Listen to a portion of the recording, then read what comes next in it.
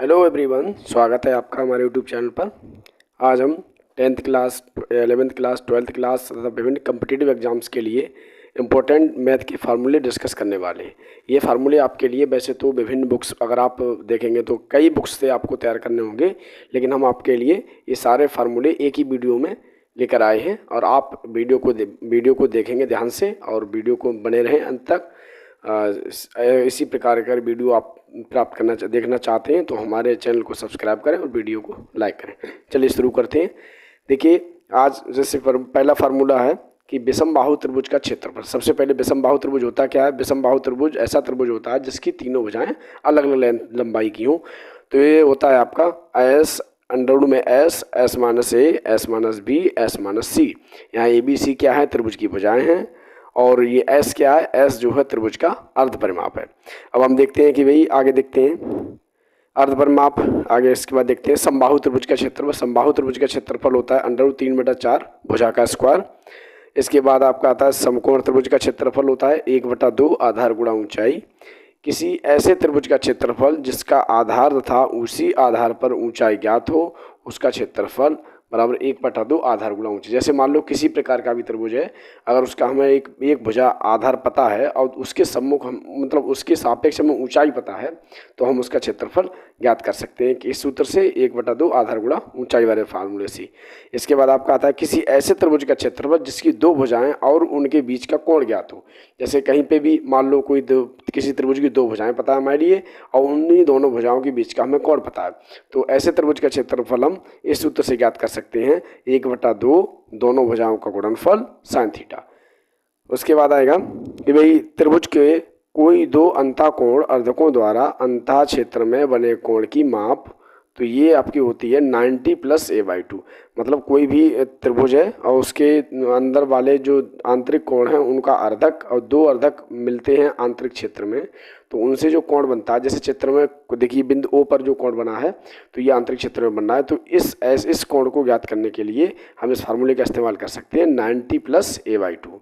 इसके बाद आता है त्रिभुज के कोई दो बाह्य कोण अर्धकों द्वारा बनाए गए कोणों की माप। मतलब ये यहाँ पर है, जैसे मान लीजिए त्रिभुज है, इसमें दो बाह्य कोण हैं और बाह्य कोण अर्धक जो है बिंदु O पर मिल रहे हैं और O पर जो कोण बन रहा है, इस प्रकार के कोण को हम 90 - a/2 फार्मूले से ज्ञात कर सकते हैं। इसके बाद आपका आता है वृत्त का क्षेत्रफल। तो ये आपको पता ही होगा πr²। वृत्त की परिधि होती है 2πr होती है। वृत्त का व्यास होता है 2r होता है, अर्थात त्रिज्या का दुगुना। यहाँ r क्या है? r जो है वृत्त की त्रिज्या है। आगे देखते हैं त्रिज्यखंड का क्षेत्रफल। सबसे पहले समझिए त्रिज्यखंड होता है क्या? त्रिज्यखंड जो होता है वृत्त की दो त्रिज्याओं को खींचा जाए और उन त्रिज्याओं के जो बीच का क्षेत्र होता है वो त्रिज्यखंड कहलाता है। तो त्रिज्यखंड का जो क्षेत्रफल होता है वो होता है πr² θ/360 डिग्री। उसके बाद त्रिज्यखंड के चाप की लंबाई ये आपकी होती है 2πr θ/360 डिग्री। इसके बाद आगे बढ़ते हैं। इसके बाद आता है लघु वृत्तखंड का क्षेत्रफल। सबसे पहले समझिए लघु वृत्तखंड या वृत्तखंड होता क्या है? जब किसी वृत्त में कोई एक हम जीवा खींच दें तो वृत्त दो भागों में बढ़ जाता है। जीवा क्या होती है? वृत्त के परिधि के दो भिन्न भिन्न बिंदुओं को काटने वाली जो रेखा, जो वृत्त की परिधि को दो भिन्न भिन्न बिंदुओं पर काटती है। तो जब कोई जीवा खींचेंगे तो वृत्त में वो जीवा जो वृत्त को दो भागों में बांटेगी। छोटा भाग कहलाएगा लघु वृत्तखंड और बड़ा भाग कहलाएगा दीर्घ वृत्तखंड। तो लघु वृत्तखंड का क्षेत्रफल होता है वो हम किस तरह से ज्ञात करेंगे? πr² θ/360 डिग्री माइनस के 1/2 r² sin थीटा। यहाँ 1/2 r² sin थीटा क्या है? ये जो त्रिज्यखंड के अंदर जो त्रिभुज बनता है उसका क्षेत्रफल है, अर्थात पूरे त्रिज्यखंड के क्षेत्रफल में से हम त्रिभुज का क्षेत्रफल घटाकर लघु वृत्तखंड का क्षेत्रफल ज्ञात कर सकते हैं। इसके बाद आपका आता है दीर्घ वृत्तखंड का क्षेत्रफल। तो दीर्घ वृत्तखंड का क्षेत्रफल आपका इस तरह से ज्ञात कर सकते हैं। आप कॉमन लेंगे πr² और ब्रैकेट में 1 - θ/360 degree plus 1/2 r² sin theta. तो इस फार्मूले से आप दीर्घ वृत्तखंड का क्षेत्रफल ज्ञात कर सकते हैं। इसके बाद आपका आता है समांतर चतुर्भुज का क्षेत्रफल। पहले समझिए समांतर चतुर्भुज होता क्या? समांतर चतुर्भुज ऐसा चतुर्भुज होता है जिसकी आमने सामने की दो सम्मुख भुजाएं कैसी होती हैं? समान होती हैं, समान लंबाई की होती हैं और आमने सामने के कोण भी समान लंबाई के होते हैं। तो ऐसे त्रिभुज को हम बोलते हैं, ऐसे चतुर्भुज को हम बोलते हैं समांतर चतुर्भुज। तो समांतर चतुर्भुज क्षेत्रफल होता है आपके लिए एक भुजा को ही पता है और उसी भुजा के सापेक्ष हमें ऊंचाई पता है, तो हम इस फार्मूले से समांतर चतुर्भुज का क्षेत्रफल ज्ञात कर सकते हैं, आधार गुणा ऊंचाई।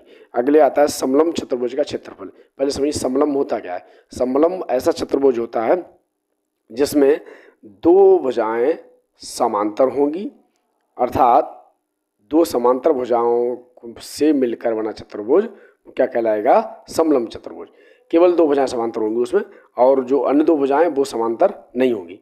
तो इस प्रकार के चतुर्भुज का क्षेत्रफल ज्ञात करने के लिए इस सूत्र का इस्तेमाल करेंगे, 1/2 समांतर भुजाओं का योग गुणा ऊंचाई। इसके बाद आपका आता है समचतुर्भुज का क्षेत्रफल। तो भाई सबसे पहले समझिए समचतुर्भुज होता क्या है। समचतुर्भुज ऐसा चतुर्भुज होता है जिसकी चारों भुजाएं समान होती हैं तथा दोनों विकर्ण कैसे होते हैं, समान होते हैं। तो इस प्रकार के चतुर्भुज को हम क्या बोलते हैं, समचतुर्भुज बोलते हैं। तो समचतुर्भुज का क्षेत्रफल जो होता है वो होता है 1/2 गुणा दोनों विकर्णों का गुणनफल। यहाँ D1 D2 क्या है, ये चतुर्भुज के विकर्ण है। आगे देखो, आयत का क्षेत्रफल पता होगा आपके लिए, लंबाई गुणा चौड़ाई होता है। आयत का परिमाप 2 लंबाई प्लस चौड़ाई होता है। आगे देखते हैं वर्ग का क्षेत्रफल, भुजा का स्क्वायर, वर्ग का परिमाप भुजा गुणा 4, वर्ग का विकर्ण भुजा √2, अर्थात या इसको ऐसे लिख लेंगे √2 गुणा भुजा। उसके बाद आता है आयताकार कमरे की चारों दीवारों का क्षेत्रफल। ये सूत्र आपने बहुत कम देखा हो गया। आयताकार कमरे की चारों दीवारों का क्षेत्रफल निकालने के लिए इस सूत्र का इस्तेमाल हम कर सकते हैं। कौन सा वाला, ये है 2 गुणा ऊंचाई गुणा ब्रैकेट में लंबाई प्लस चौड़ाई। आगे देखते हैं ऐन भुजा वाले समबाहुभुज के प्रत्येक बाह्य कोण की माप। तो ऐन भुजा वाले समबाहुभुज के प्रत्येक बाह्य कोण की माप है, तो हम इस फार्मूले से ज्ञात कर सकते हैं 360 डिग्री अपॉन एन, अर्थात 360/n वाले फार्मूले से हम समबाहुभुज के ऐन भुजाओं वाले समबाहुभुज के प्रत्येक बाह्य कोण को ज्ञात कर सकते हैं। इसके बाद आता है भाई अगला बात है अगला ऐन भुजा वाले समबाहुभुज के प्रत्येक अंतःकोण की माप। तो अंतःकोण की माप ज्ञात करने के लिए हम इस सूत्र का इस्तेमाल कर सकते हैं 180 माइनस के 360/n। आगे देखते हैं, आगे आता है एन भुजा वाले समबाहुभुज के अंतःकोणों का योग। तो ये हम इस फार्मूले से ज्ञात कर सकते हैं n-2 गुणा 180। इसके बाद देखिए अगला फार्मूला देखते हैं, अगला है एन भुजा वाले समबाहुभुज के विकर्णों की संख्या, अर्थात एन भुजा वाले समबाहुभुज उसमें विकर्णों की संख्या कैसे ज्ञात करेंगे हम, तो इसको इस तरह से ज्ञात करेंगे n/2 और ब्रैकेट में n-3। आगे देखते हैं, चलिए आगे देखते हैं एन भुजा वाले समबाहुभुज का क्षेत्रफल। तो ये होता है πr² cot 180/n। आगे देखते हैं वृत्ताकार वलय का क्षेत्रफल। तो वृत्ताकार पहले समझिए वलय होता क्या, वलय जो होता है जिसमें दो त्रिज्याएं जिस तरह से देखिए चित्र में दर्शाया गया है, ये एक वलय की आकृति है। तो वलय का क्षेत्रफल होता है जो πR का स्क्वायर माइनस r का स्क्वायर। इसके बाद आपका x सेंटीमीटर भुजा वाले वर्ग के अंदर बने बड़े से बड़े वृत्त का क्षेत्रफल, यानी कोई वर्ग बना दो और उसके अंदर उसकी भुजा मान लो x सेंटीमीटर है, तो उसके अंदर कितना बड़ा से बड़ा वृत्त बन सकता है, तो उस वृत्त का क्षेत्रफल हम किस तरह से ज्ञात करेंगे, π×x² 4 से। आगे देखते हैं x सेंटीमीटर त्रिज्या वाले वृत्त के अंदर बने वर्ग का क्षेत्रफल। अब की बार में क्या है, ये है सूत्र, इससे ज्ञात करेंगे भाई x सेंटीमीटर त्रिज्या वाले वृत्त, यानी त्रिज्या वाले वृत्त के अंदर बने वर्ग का क्षेत्रफल। तो वो आप ज्ञात करेंगे 2 में x², यानी x² क्या है, वृत्त की त्रिज्या, x क्या है, वृत्त की त्रिज्या है। आगे देखिए पिरामिड का तिरछा पृष्ठ। तो इसको हम इस सूत्र से ज्ञात करेंगे 1/2 गुणा आधार का परिमाप गुणा तिरछी ऊंचाई। इसके बाद देखते हैं पिरामिड का आयतन। तो पिरामिड का आयतन जो होता है वो 1/3 गुणा आधार का क्षेत्रफल गुणा लंबाई सॉरी लांबिक ऊंचाई, सॉरी लंबाई नहीं, लांबिक ऊंचाई, यानी लांबिक ऊंचाई जो होगी वो, ठीक है। आगे देखते हैं शंकु का वक्र पृष्ठ। सबसे पहले समझिए वक्र पृष्ठ होता क्या है। वक्र पृष्ठ वो पृष्ठ होता है जो घूम घूम के बना होता है। जैसे मान लिए हम बात करें कि मान लीजिए एक मार्कर है, तो मार्कर में वक्र पृष्ठ कौन सा होगा, जो तल घूम घूम के बना है, जो पृष्ठ जो घूम घूम के बना है या इस चूड़ी की फॉर्म में घूम घूम के बना है, तो वो आपका क्या कहलाएगा, वक्र पृष्ठ कहलाएगा, अर्थात कर्व्ड सरफेस एरिया। तो कर्व शंकु का कर्व्ड सरफेस एरिया यानी वक्र पृष्ठ जो होता है वो पाई आर एल होता है। यहाँ पाई कांस्टेंट है, आर जो है उसके आधार की त्रिज्या है, और एल क्या है, शंकु की तिर्यक ऊंचाई है। इसके बाद देखते हैं शंकु का संपूर्ण पृष्ठ। संपूर्ण पृष्ठ में क्या हो जाएगी, जैसे शंकु का जो आधार होता है समतल वाला, उसका क्षेत्रफल भी उसमें शामिल हो जाएगा। तो पाई आर एल में क्या जोड़ दिया हमने, पाई आर स्क्वायर, ठीक है। आगे देखते हैं शंकु का आयतन। तो शंकु का आयतन जो होता है वो 1/3 पाई आर स्क्वायर एच होता है। अब देखो इसको याद आप इस तरह से रख सकते हैं कि शंकु के मतलब कोई बेलन है, और बेलन को आप जब काटेंगे तो काटने पे 3 शंकु आपको मिलेंगे।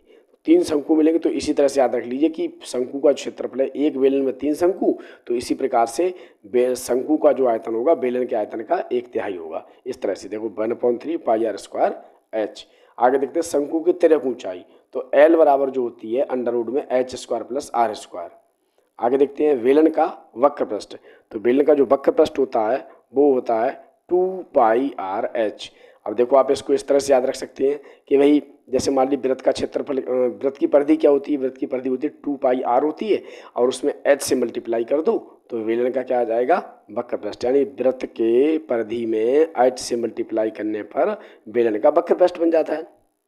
आगे देखते हैं बेलन का संपूर्ण पृष्ठ। तो बेलन का संपूर्ण पृष्ठ क्या हो जाएगा, देखो वक्र पृष्ठ तो घूम घूम के बना है, और उसमें बेलन में समतल पृष्ठ कितने होते हैं, ऊपर और नीचे, अर्थात 2 समतल पृष्ठ हो गए। समतल पृष्ठ का ये क्षेत्रफल क्या हो जाएगा, पाई आर स्क्वायर। तो इसी तरह 2 समतल पृष्ठ हैं तो ये आएगा 2 पाई आर स्क्वायर। तो इसी तरह से पूरा सूत्र बन जाएगा इस तरह से कि बेलन के संपूर्ण पृष्ठ का 2 pi R H plus 2 pi R square. आगे देखते हैं बेलन का आयतन। तो बेलन का आयतन होता है पाई आर स्क्वायर एच। अब आप इसको इस तरह से याद रख सकते हैं कि भाई जैसे मान लिए मतलब वृत्त का जो क्षेत्रफल होता है तो पाई आर स्क्वायर होता है, और उसमें अगर हम एच से मल्टीप्लाई कर दें तो बेलन का आयतन बन जाएगा। आगे देखते हैं छिन्नक का आयतन। सबसे पहले समय छिन्नक होता क्या है। छिन्नक एक ऐसी आकृति होती है जो ना तो बेलन होता है ना ही पूर्ण रूप से शंकु होता है। क्या होता है कि उसकी 2 त्रिज्याएं ऊपर नीचे की वो अलग अलग होती हैं। जैसे मान लीजिए बाल्टी होती है, एक तरफ ज़्यादा मुंह खुला है, एक तरफ कम मुंह खुला है, तो इस प्रकार की जो आकृति है वो छिन्नक कहलाती है। आगे देखते हैं छिन्नक का वक्र पृष्ठ। तो छिन्नक का वक्र पृष्ठ जो होता है pi capital R plus small R और मल्टीप्लाई में एल।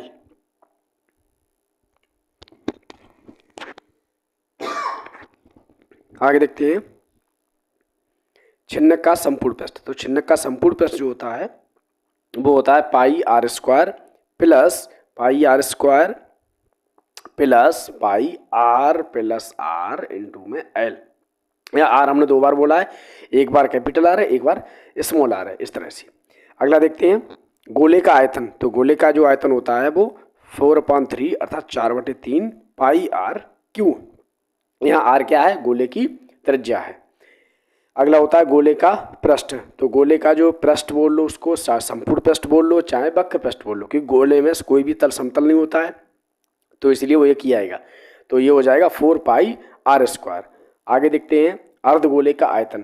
तो अर्धगोले का आयतन कितना होता है, देखो ऐसे याद रख लो, पूरा गोला 4/3, तो आधा गोला 2/3, या 4 का आधा 2, तो 2/3 पाई आर क्यू अर्थात 2/3 पाई आर क्यू। अर्धगोले का वक्र पृष्ठ। अर्धगोले का वक्र पृष्ठ होता है 2 pi R square. 2 pi R square. देखो पूरे गोले का वक्र पृष्ठ या पृष्ठ होता है 4 पाई आर स्क्वायर, और अर्धगोले का 2 पाई आर स्क्वायर। अर्धगोले का संपूर्ण पृष्ठ। तो अर्धगोले का संपूर्ण पृष्ठ जो है इससे अलग हो जाएगा। क्यों हो जाएगा, क्योंकि देखो भैया ऐसा होता है जब हम पूरे गोले को बीच से काटेंगे तो उसमें एक पृष्ठ समतल हो जाएगा, तो फिर वो संपूर्ण पृष्ठ में जो आएगा वो संपूर्ण पृष्ठ में जुड़कर 3 पाई आर स्क्वायर बना जाएगा। आगे देखते हैं घन का आयतन। तो घन का आयतन जो होता है वो होता है भुजा क्यू। भुजा क्यू घन का आयतन होता है। बता दें आपको, जैसे घन क्या होता है, घन जो एक ऐसी आकृति होती है जिसमें 6 फलक होते हैं और 6 फलक जो होते हैं वो समान होते हैं। तो घन का आयतन क्या हो जाएगा आपका, भुजा क्यू हो जाएगा। घन का पृष्ठीय क्षेत्रफल जो हो जाएगा वो 6 इंटू भुजा का यानी साइड स्क्वायर, यानी 6 गुणा भुजा का स्क्वायर। इस तरह से घनाभ का पृष्ठीय क्षेत्रफल जो होता है 2 into L B plus B H plus H L. यानी देखिए घनाभ में भी 6 पृष्ठ होते हैं लेकिन उसमें 6 पृष्ठ समान नहीं होते हैं, तो इसलिए इसका पृष्ठीय क्षेत्रफल क्या आ जाएगा 2 into L B plus B H plus H L. आगे देखते हैं घनाभ का आयतन।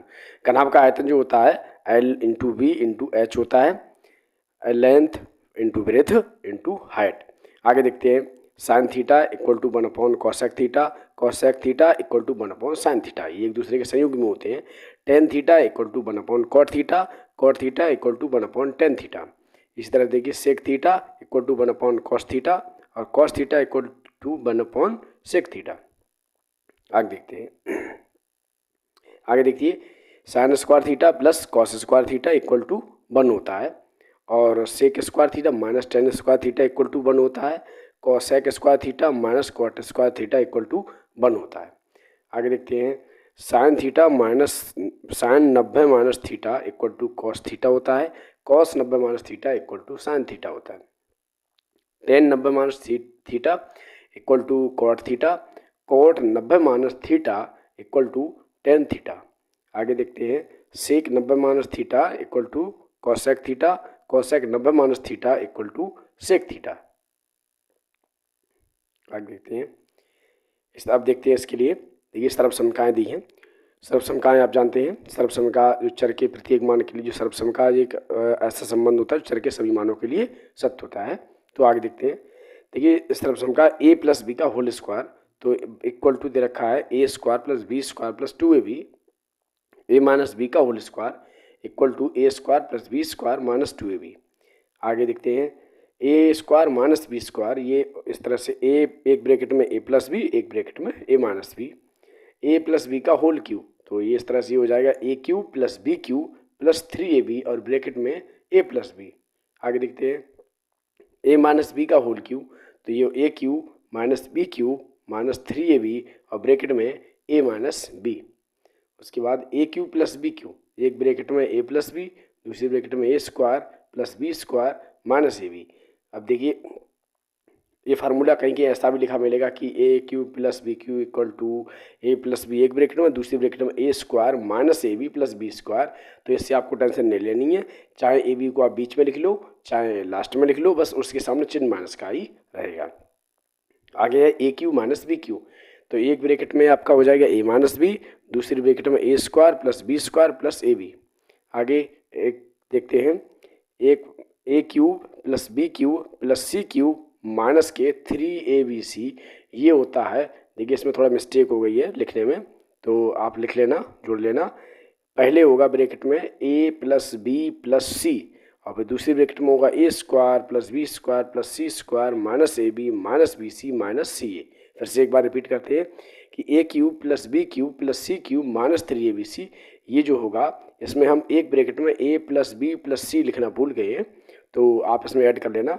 पहले ब्रैकेट में होगा a plus B plus C और दूसरे ब्रैकेट में A square plus B square plus C square minus A B minus B C minus C A. आगे देखते हैं A plus B plus C का होल स्क्वायर तो ये होगा A square plus B square plus C square plus 2ab plus 2bc plus 2ca। तो इस तरह से ये a प्लस बी का होल स्क्वायर हो जाएगा। आगे देखते हैं दो बिंदुओं के बीच की दूरी, दो बिंदुओं के बीच की दूरी निर्देशांक ज्यामिति में तो दो बिंदुओं के बीच की दूरी x2 माइनस x1 का whole square plus y2 minus y1 का होल स्क्वायर।